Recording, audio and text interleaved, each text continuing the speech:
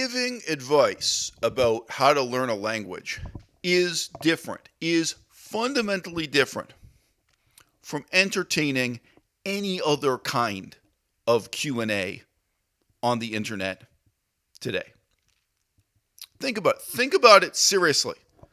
If someone writes in and asks for my advice on how to reconcile with his estranged parents, what if I give him bad advice? What if I give him the wrong advice and I ruin this family's future forever?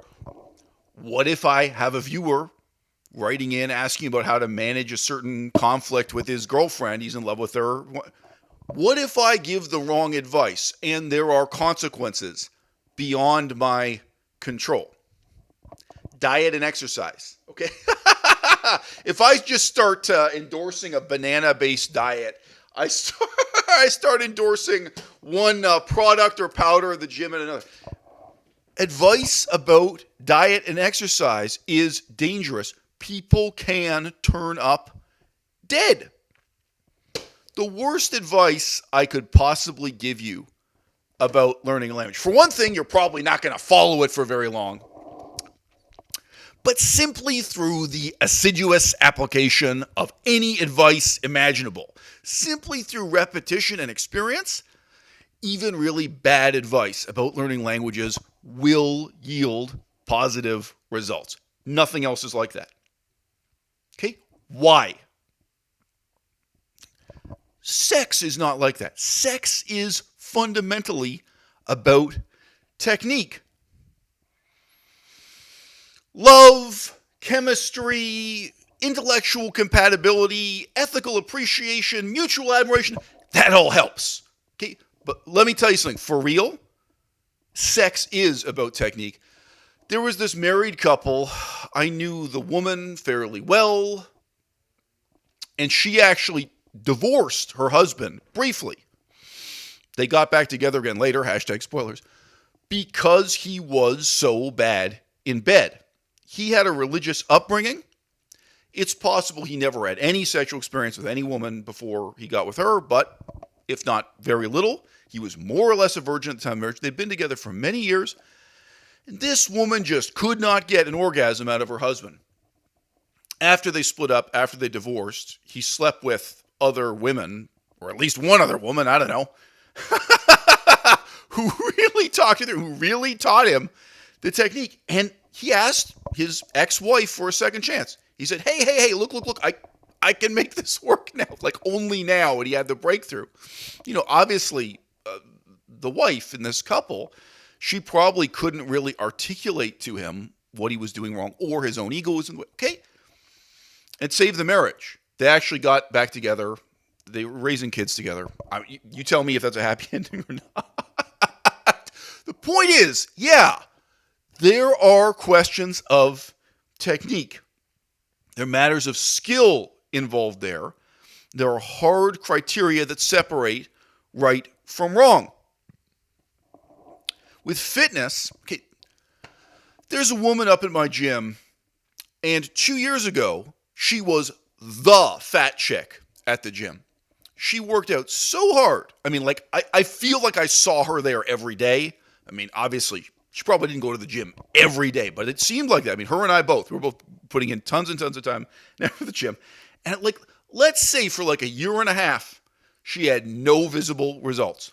She seemed to be making no progress. And then, wow, you know, like she underwent this tremendous transformation. Both, you know, loss of body fat and improving muscle condition, whatever you want to say. Frankly, I'd love to have a conversation with her about it. And she looks at me. Do you think I'm in a position to give advice? With something like physical exercise, the person who understands best the technique may not be able to show you the results. They may understand genuinely the best method you can use, but they don't have the results themselves. If you don't know, I had this spinal injury. I lost every muscle in my body. I went through surgery. And before the surgery, I didn't know what was wrong with me. I was dying. And then the surgery, I almost died and came back from the dead. All this stuff. I lost all the muscle tissue in my body. So this girl at the gym, she's made amazing progress in 2 years. She's looking at me like, what's wrong with you? You didn't figure out how to lift a rock? What? Like you didn't figure this out? Like eat less, lift more? Like what? Come on. It's been the same 2 years. We've both been at the gym. Like I look like I'm in worse shape now than 2 years ago, and she looks so much better. Anyway, interesting conversation to have. Okay. Learning a language is not like that. And why? Because language learning is an instinct fundamental to human nature that begins during the breastfeeding stage of our childhood, and we never really lose it. Okay? Listening to language, acquiring vocabulary, understanding from context and guesswork what a word means, imitating the sentence patterns of others, whether that's learning a different accent in your own language, a different dialect, or a totally foreign language. There is something natural there that's going on all the time.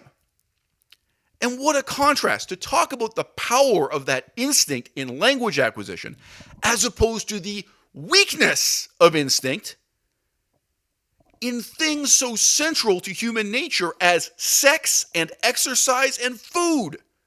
You can't just eat your diet on the basis of instinct. Oh no, my dude. You got to buy a whole bunch of totally unnatural like protein powders and rehydration, 0-calorie rehydration shakes.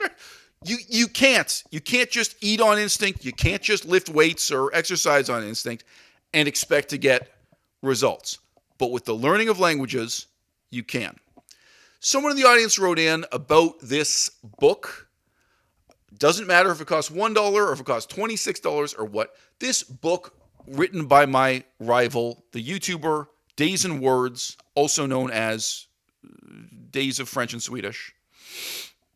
Very successful guy, very influential guy. And one of the reasons why he's influential is that he is willing to joke around about this stuff. I really do give him credit for that. It's going to come up here. Okay, Ollie, a member of the audience, writes in and says, quote, I can summarize it for you if you want. The first page is a cover letter. The second page is basically an introduction, but doesn't really say much more than the title already did. It does, however, definitely make clear why slow is in bold, why he's talking about slow language learning. He says that this is a guide for people wanting to get good results in 4 to 6 years and only putting in less than an hour per day. Less than an hour per day studying a foreign language. The third page is him saying he knows absolutely nothing about languages that use different characters. So a language like Chinese that has a different writing system, a language like Burmese, Sinhalese in Sri Lanka, so on and so forth. Okay. So I still say Burmese. Should I say Myanmarese? I'm old-fashioned, okay? You can call me old-fashioned, but I think a man should wait until he is 40 years old before he starts sleeping with women half his age. Okay, I continue. Then the rest of the pages just provide lists of what you should do at each stage, and they're practically all the same. Most pages start with, quote, keep learning words, close quote, and then he'll say to read X amount of books or watch X hours of YouTube. That's literally all there is to it. He did put it on sale for the month of August, I think. So this person writing in got it for just $1. Continue this quote. He didn't expect it to be helpful, but he was curious. It's also written in a massive font, like no more than 200 words per page. So I made a video earlier complaining about the ridiculous cost of that book, but I think it is fair to say the cost is ridiculous, even at $1, especially given how much advice this guy has provided for free here on YouTube. Swedish is an easy language to learn. Yeah, I said it. French is an easy language to learn. This guy's experience with the study of French and Swedish is misleading and shallow and utterly counterproductive, and it's fundamentally stupid. This guy does not even have experience with studying a language as difficult as Finnish, let alone Pali, let alone Cambodian, let alone Thai, Lao, Burmese, minority languages of Yunnan, Chinese, Japanese. Oh, did I forget to mention Korean? Yeah, I've studied a lot of languages. I have. And guess what? From my own biased perspective, I can describe my language learning experience in each and every instance as a failure. But I learned more from trying and failing to learn those languages than this dude could have possibly learned from succeeding in learning a language like Swedish.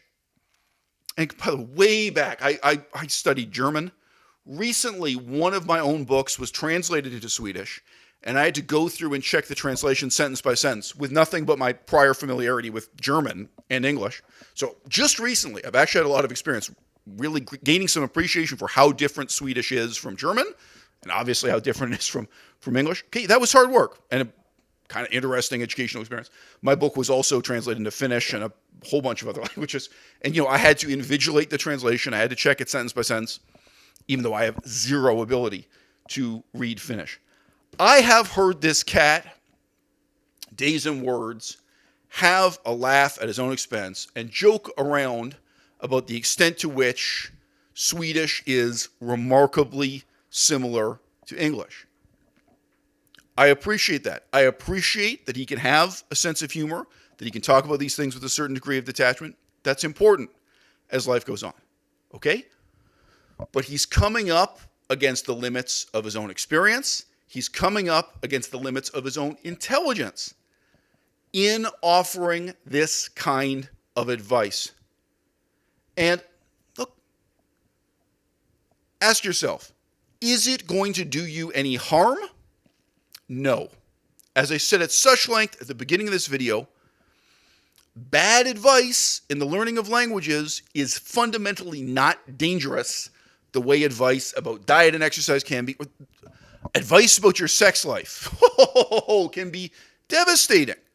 I mean, it's real. Giving advice on the internet, if you care about the consequences, it's a morally troubling, high-risk game if you take these things seriously. How many people are going to try to measure the difference in outcomes following the advice of one language learning guru as opposed to another?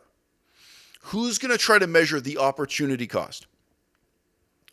Fundamentally, we're dealing with something here that is a natural instinct humans have from birth. How are you going to screw that up? Listening to people like me on YouTube.